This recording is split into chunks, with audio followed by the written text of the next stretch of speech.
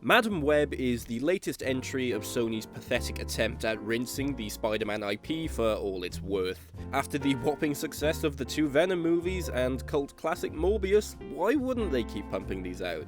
I watched this in the cinema today and saw 3 people walk out, which never happens in my local theatre, so yeah, it's pretty bad. But even by modern comic book movie and Sonyverse standards, this might be a new low. The debate is out there as to whether or not this is worse than Morbius. I'm tempted to say no, but there is an argument to be made.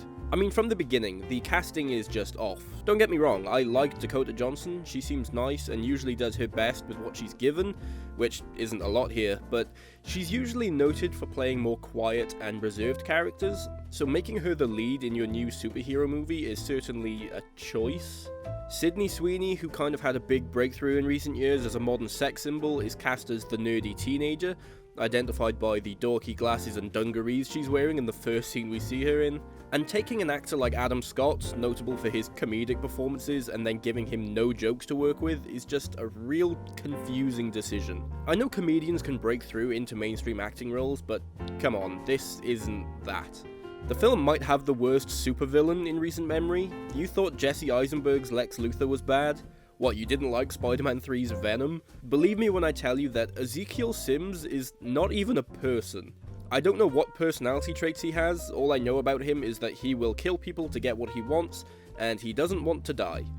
That is literally it. I couldn't tell you another thing about this man.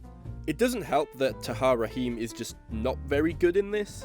He doesn't even seem to act for most of it. I'm not sure if this is his fault or the director's, but he just has no expression in his face or any of his lines. Maybe they knew his performance was kind of bad, because I'm not exaggerating when I say this, 90% of his dialogue was dubbed in post with really obvious ADR, that's still really bad in and of itself. For the first 20 minutes of the film, he mostly talks with his back to the camera to try and hide the effect, but they clearly gave up after a while because then he's just clearly speaking without his mouth moving. To be honest, the editing in general is inexcusably bad.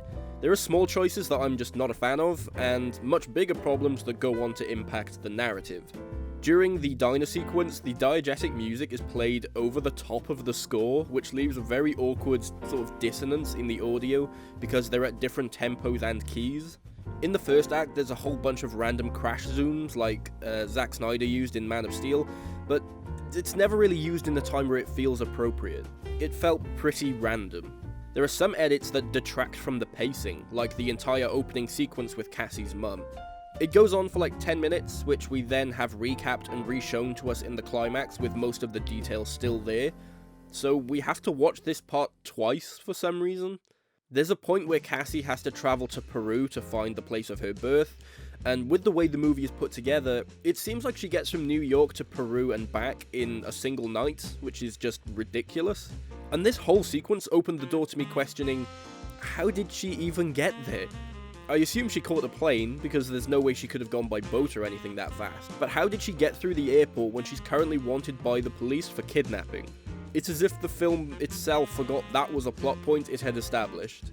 Which segues nicely into, why is this script so bad? The worst problem in Madam Web by far is the dialogue. It's a pet peeve of mine when characters talk in really unnatural ways to establish information to the audience. You probably remember that line from the trailer where Cassie says, "He was in the Amazon with my mum when she was researching spiders right before she died." Luckily, that one in particular isn't in the film. Maybe they had some self-awareness after all, but there are a bunch of others like it. People not only tell others things they likely already know for our benefit, but they even talk out loud to themselves to hold our hand through the plot.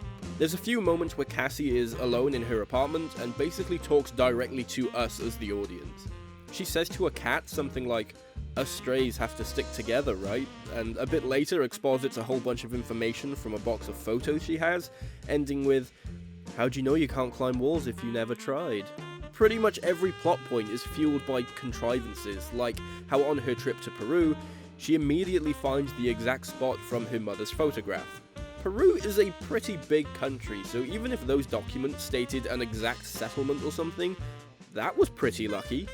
There's a point halfway through where the 3 girls she saved confess to more or less being orphans.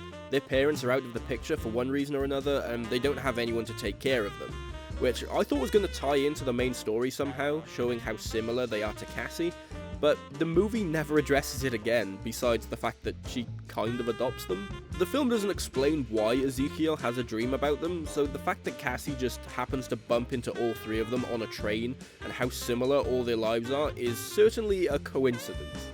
She inevitably uses her clairvoyance to save them, but I was confused as to how her powers worked. Sometimes, like on the train, she sees the future in visions and imagines what's going to happen, but other times she actually lives the future and gets sent back, Groundhog Day style. What's the difference? I don't know. I thought they were going to tackle this later on, because some guy says that if she masters her powers, she could learn to be in 2 places at once. I thought maybe that's what happens when she actually experiences the future, but no, that was just a one-off thing for the finale, so I genuinely don't know why it happens differently sometimes. And the fact that you can watch 5 minutes of the film only for it to cut back makes it kind of difficult to feel any stakes in the action sequences. I never know if I'm supposed to be invested, because at any point the movie can just jump back 5 minutes and say, well, that didn't happen. The powers are pretty cool on paper, but are just never used in a creative way. The entire climax boils down to a building being blown apart and the leads trying to reach a helicopter, where Cassie says things like, "Girls, wait!" Then an explosion happens, and then she goes, "Now go!" That's genuinely like 10 minutes of action at the end of this film. It's sad to see the wasted potential. Like, there's one part I actually enjoy where Ezekiel lands on top of the ambulance and the girls use a defibrillator to get him off, which is a nice callback to her being a paramedic. But she doesn't know when he's going to land on the roof because of her powers. She just uses the mirrors on the ambulance. Why? The only thing she uses her powers for is to reload the checkpoint and try again. It's not used in any other creative way. Of course, being a Marvel property, there's obviously a bunch of tacked-on Spider-Man references in this as well. Adam Scott plays Ben Parker. Don't know why, it never comes up, other than the fact that Cassie says something like, "What, you've never been shot at in Queens?" Nice guys, really, really subtle. Emma Roberts plays a pregnant Mary Parker and has this really drawn-out scene where she tries to make people guess the baby's name. Like, we get it, Sony, it's pizza, you don't need to club us over the head with it.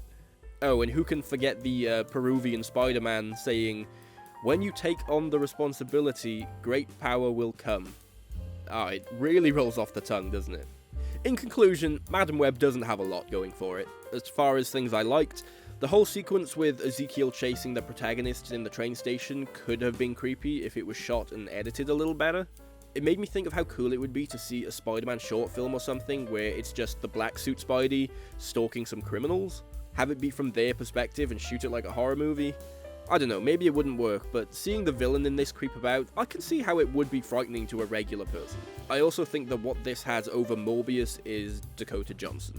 Don't get me wrong, she's not great in this, but she doesn't actively annoy me in the same way Jared Leto did in that, so that gives it some points. The first time we see Cassie's mind web thing was also kind of interesting. Pretty much everything else is bad, and I can't imagine there's much of a reason to rewatch this at a later date. I did not enjoy it, so I'm giving Madame Web a 2 out of 10. Thank you all very much for watching, I hope you enjoyed. Don't forget to like this video and subscribe to see more stuff like this. Follow me over on Letterboxd to keep up with my film exploits, and I'll see you guys next time. Bye bye.